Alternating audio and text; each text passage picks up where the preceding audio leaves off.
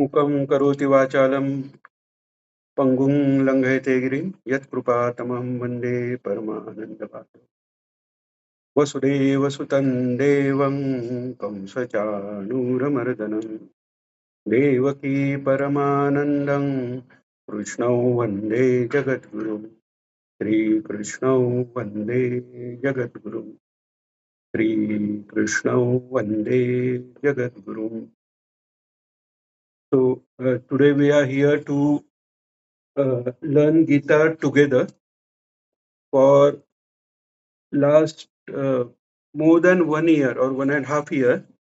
I was planning to start these sessions in English.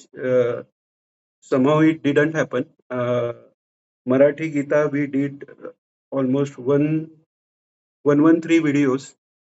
Now making it in English is important because present and future generations are 99% they are learning everything in English medium. So this is just my first attempt to do that. So while learning, what we will uh, observe is there is one movie from Tukaram Maharaj.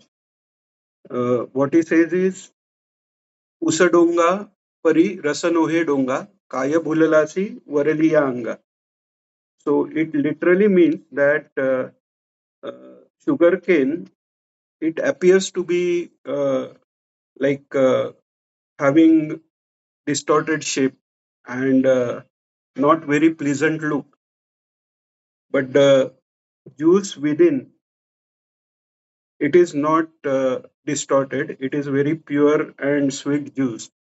So considering that uh, English communication is not the focus of this session, I don't even claim that I can speak English very well. Neither I claim that I know Bhagavad Gita. Still, one definite thing I can assure you that my Guru, Param Pujya Sri Datta Maharaj Kavishwar, he has explained everything about Bhagavad Gita, Ved, Upanishad in his discourses. So whatever I am putting forward, it's not mine. So considering that, instead of looking at how it is presented, it will be little bit in bits of or pieces. Because challenge being otherwise, when you speak, being in corporate for so many years, it is easy to converse in English. Many times, for some subjects, we can speak better in English than Marathi because we don't have corresponding words in Marathi. Now here, in all the literature of dharma and spirituality, which is from India or from Vedas, there are not corresponding exact words available in any other language. For example, in Sanskrit, if we say mod, amod, pramod, so for all these, even in Marathi, these Sanskrit words, they don't have corresponding different meaning in Marathi. So forget about any other language than Marathi. So uh, for example, mood is, suppose you like mango. So thinking of mango, you feel little bit happy or some smile comes on your face. So that is mood. You are happy to remember mango or to see mango. Now, what is amod? You have reached that mango and it is now in your possession. You have taken it. So it is amod. So it is uh, in your reach, in your possession. And when you actually eat it, it becomes pramod. But in Marathi, if you see, even in scholarship exams, if you see meaning for amod, pramod, or mod, everything is explained as happiness. So that is not the true case. So that becomes little bit hindrance when we will be speaking about Gita. So sometimes it is because lack of overall vocabulary, but many a times it will be whether I should use original word in Sanskrit or I should translate in English. So bear with my incapability in that.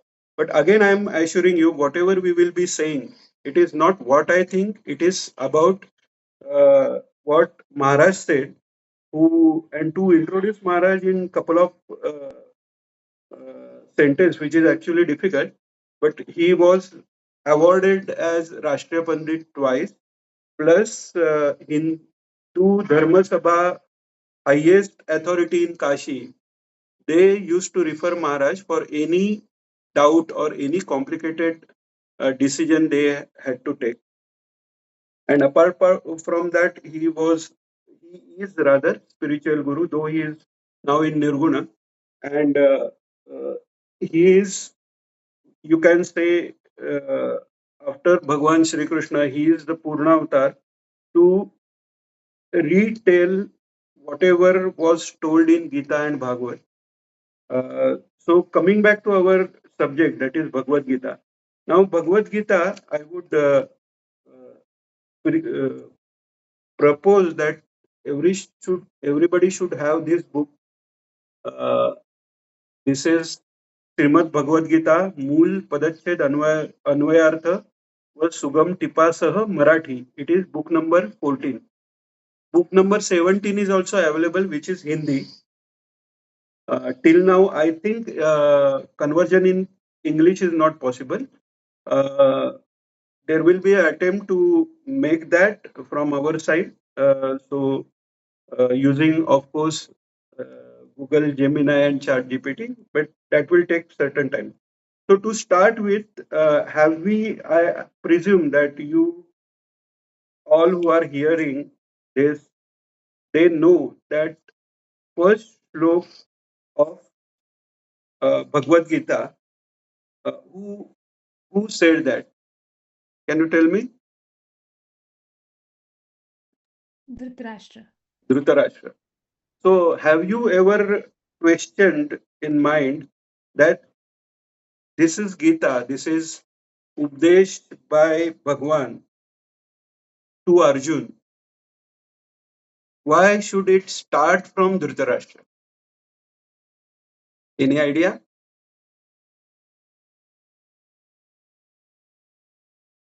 So many times what we say that Arjun was confused, uh, he, he was unable to decide what is dharma, adharma. So we paint Arjun as a very confused guy and somebody who doesn't know anything about dharma, which is not the case.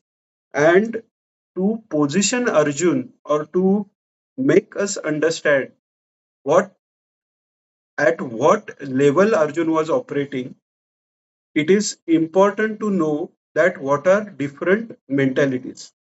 So this first slok of Gita, it not only positions Arjun's status versus Dhritarashtra, it also tells us background of entire Mahabharata. So what was that? So for that we have to like little bit understand more about Dhritarashtra. So Dhritarashtra, of course, each and every person except Bhagwan and his bhakta or his uh, like Ananya Bhakta, all have certain good traits, certain bad traits. So Dhritarashtra, as the name suggests, he had power to hold entire nation together. Dhruta means the one who is holding Rashtra. Dhruta Rashtra. That is entire nation. So Dhritarashtra is like the first verse of Gita itself explains his entire mentality. So we will start with first slok. Dhritarashtra उवाच धर्मक्षेत्रे कुरुक्षेत्रे समवेतायुयुत्सवः मामकाः पाण्डवाश्चैव किमकुर्वत Sanjay. So Dhritarashtra is asking Sanjaya. Now, who is Sanjaya or Sanjay rather? We will not use uh, generally used English uh, distorted pronunciations of these names. So Sanjay is like very close minister of Dhritarashtra, and more than that, he is very sattvic sadhak, and sattvic sadhak at very advanced stage. And because of that, Maharshi Vyas, see, Divya Drushti, Arjun got Divya Drushti in 11th Adhyay, and that too after requesting Bhagwan. And then he had to withdraw that request, that we will see when we will come at 11th Adhyay. That Divya Drushti, Sanjay is having even before start of this Yuddha. And who gave that Divya Drishti to Sanjay? So Maharshi Vyas gave. That is because one is Sanjay was having that particular ability to or particular level of uh, being impartial or being uh, on side of Dhamma, or he was very advanced sadhak, we can say in simple terms. So he he was not only great sadhak, he was one of the very close advisor of Dhritarashtra. So Dhritarashtra was having uh, faith on Sanjay, so he will believe whatever Sanjay is saying. And somewhere Maharshi Vyas had made this arrangement for Dhritarashtra himself as well. Dhritarashtra is son of Maharshi Vyas, that we may know from Mahabharata, that Dhritarashtra, Vidur, and Pandu are actually sons of Vyas, because that lineage was stopping.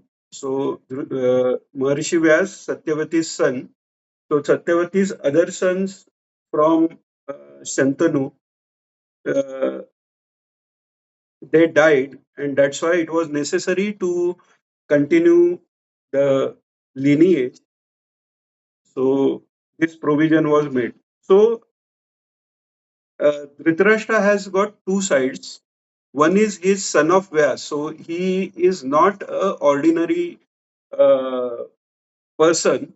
He must have lot of austerities done to get birth as son of Vyas. So Maharshi Vyas is also incarnation of Amshavtar of Vishnu, incarnation of Vishnu himself. So Maharshi Vyas must have thought that uh, after end of the war, when Dhritarashtra will reap the fruits of all his bad deeds, he will be capable of understanding this Jnana. So let him listen to this, and tomorrow, after coming out of all bad prarabdha, he can understand and get to salvation. Now, so even after having such a like wonderful uh, purva karma, why Dhritarashtra chose this part? Because along with this punya karma, there were some papa karmas as well. So it is said that some 50 years before, Dhritarashtra was king, and in some momentary rage and he was very angry. He burned one entire forest, and in that kind of 100 house uh, swans were burnt, and many of them went blind. So that's the reason he had to bear the sorrow of 100 sons dying in front of him and being blind right from his birth. So, but still, there was something good in him. That's why Maharishi Vyas chose Sanjay to be uh, indirectly his guru to show him path. And whatever was said by uh, Bhagwan, it was Sanjay's capability that after having Duradrushti, that is given by Vyas, but Sanjay had capacity to immediately translate it into words and tell everything what is being said to Dhritarashtra. So it is not always like whatever Bhagwan is said, Sanjay has repeated. In between, for Dhritarashtra to understand, Sanjay had explained what is happening. Like now, uh, Arjun has sat down, or now Bhagwan has taken his chariot in front of Bhishma and Dronacharya. So that scenario also he is explaining to Dhritarashtra so that he can visualize what is happening over there. So coming back to first slok. One more thing I forgot to tell. I told you about after the Mahabharata, this Gita Gnan should be useful for uh, Dhritarashtra. That was the purpose of Maharishi Vyas to make him listen to this Gita, and that is what happened later. Later, Vidur, after everybody like all Mahabharat war was finished rather. Uh, Vidur, who is incarnation of Yamadharma, and of course, but brother of Dhritarashtra. So he uh, spoke to Dhritarashtra. Now, how many days you want to live such life? Now you should go for austeresis to one prastha and uh, achieve ultimate goal of human life. That is being one with God or having salvation. So they went to the forest. Uh, in one occasion, there was fire in forest. In that fire, all these Vidur, Gandhari, Dhritarashtra, Kunti, all burned away, and they got salvation because they were in meditation. In that meditation only, they approached the death and got salvation. So coming back to first slok, Dharma Kshetre, Kurukshetre. Now, Dhritarashtra is saying this Kurukshetra is Dharma Kshetra. So, in mind, he is aware that whatever is happening, it is happening for Dharma. He is aware that his sons are against Dharma and his brother's son are on the side of Dharma. Now, problem of Dhritarashtra is he know what is Dharma, he know what is to be done to adhere to Dharma, but having that knowledge, he is not able to exercise Dharma because of Moha. And what is that Moha? First Moha is about having uh, sovereignty, having this entire kingdom in his own hand. Actually, Dhritarashtra was eldest son, so by law, otherwise he would have been heir to the throne. But there is one condition for anybody being uh, declared as a king, that he should not have any disability. So any person having disability, and especially when it is about eyes, uh, he was not considered as a capable person for uh, managing entire kingdom. Now, just because his brother Pandu died early, and Vidur was Putra, so by birth he was not allowed to be uh, the heir of uh, Sinhasan or throne. So that's why Dhritarashtra was acting king. He was not actual king. And being acting king, he could not run the empire as per his wish. He had to depend on, uh, or he had to listen to Vidur and Bhishmacharya. So he had very strong ambition. Whatever I could not achieve, my son should achieve. So first was moha of satta. Satta is having power over everybody, and then it it turned into the wish of my son should have that satta, and in that putra moha got added, and he became helpless in hand of Duryodhana. So that is why in first slok itself, what Dhritarashtra says, Mamaka Pandavaschaiva. So he says, my my sons and Pandu's son.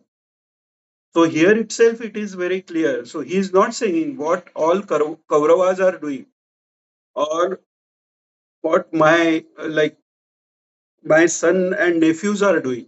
He is categorically saying that what my sons are doing and what Pandu's son are doing.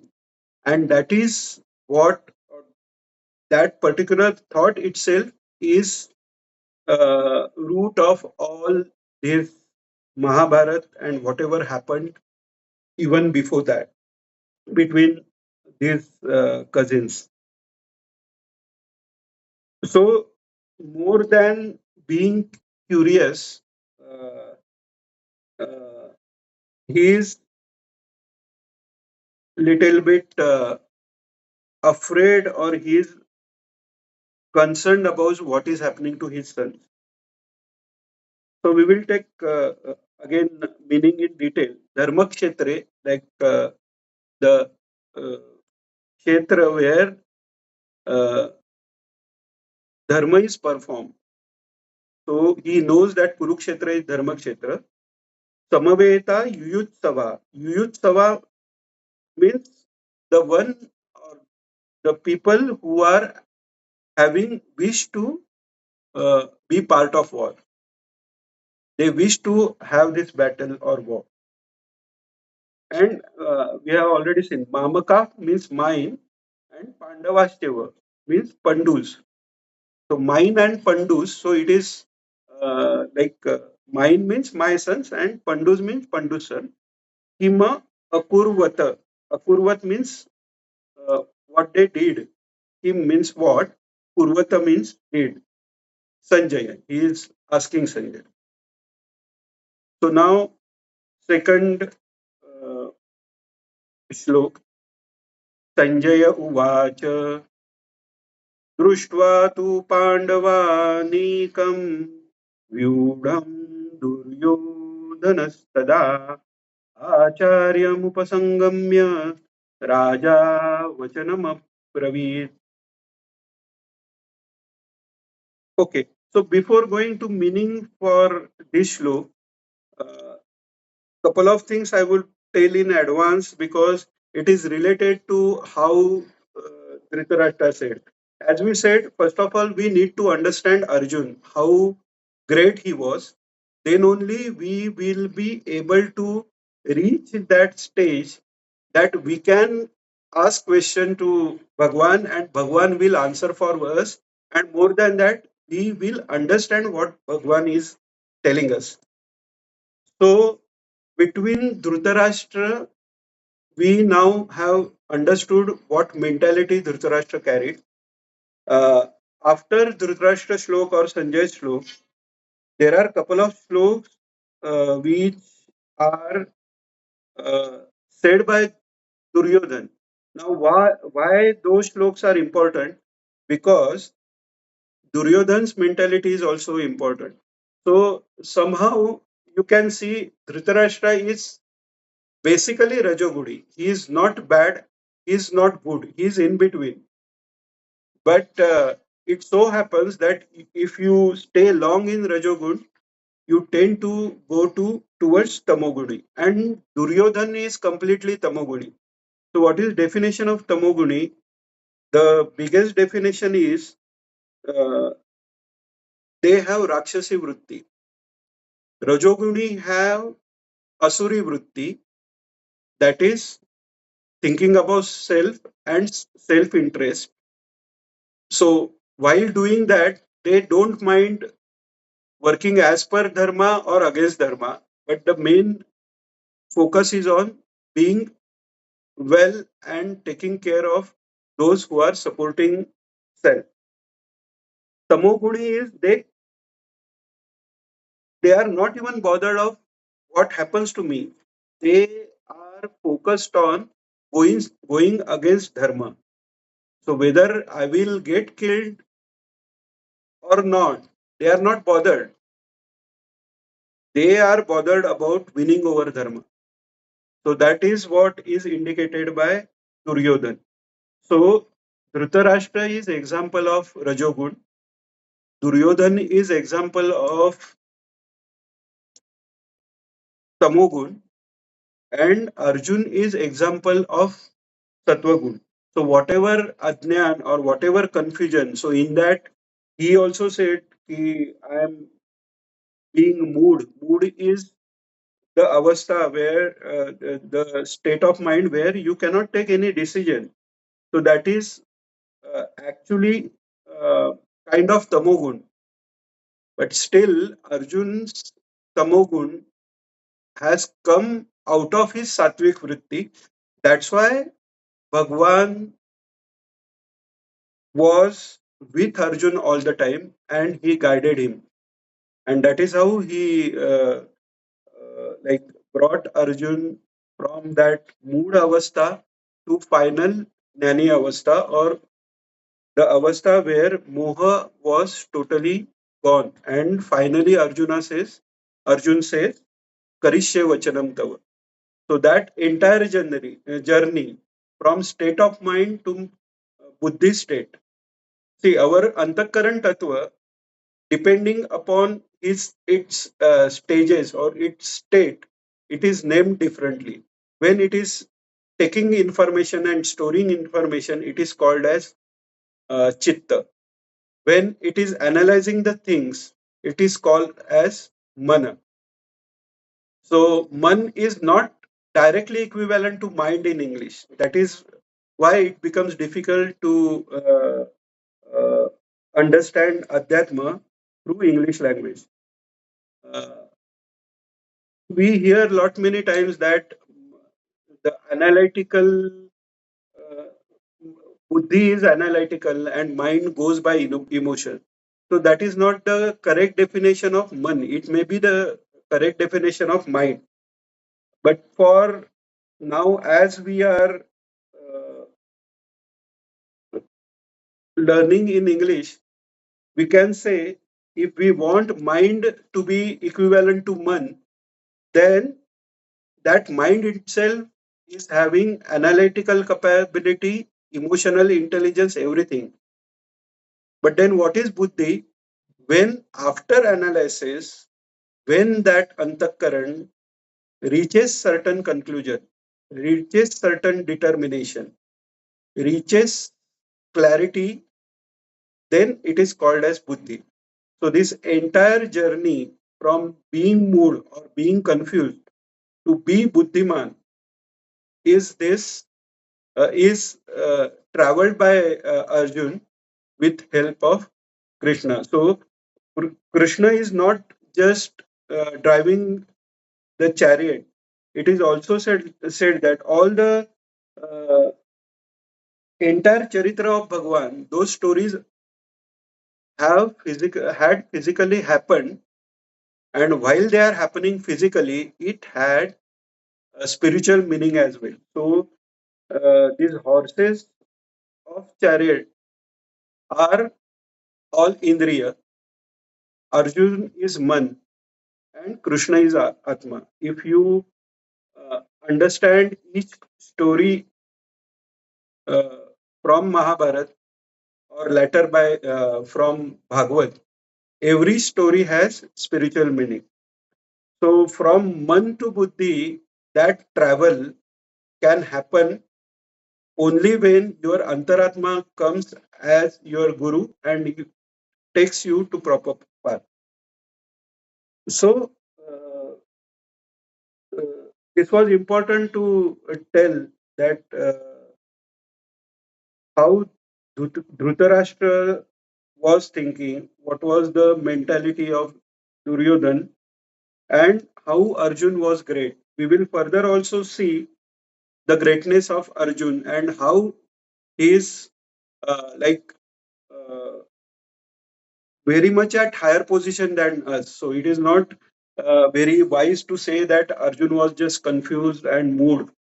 So we will understand as we go along in Gita further. Now I think our time is up. So today we will stop here. If you have any questions, you can ask now till whatever couple of minutes are left. What I will do is I will answer them in our next section, probably tomorrow, and we will go further.